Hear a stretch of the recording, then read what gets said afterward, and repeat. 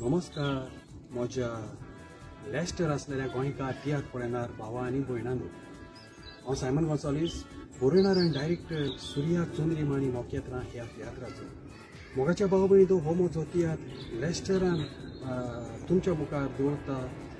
United Goans Lester community हांकां हांव चड आनी चड म्हज्या काळजाच्या कॉलेक्सान चड आनी चड देव बरें करूं म्हणटा. तांणी म्हाका ही संदी दिली म्हणून हो तियात्र लेस्टरान दाखोवपाक.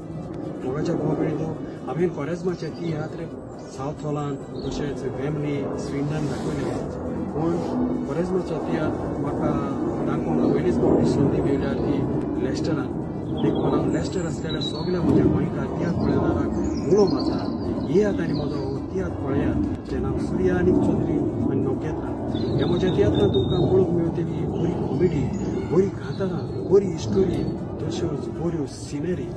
देखून सगळ्यांक तुमकां आनीक एक फावटी उलो मारता, जरी तर कोणेनूच आनी टिकेट्यो काडूंक ना जाल्यार तांणी बेगीनूच टिकेट्यो काडून आपली बसका शिगूर करची.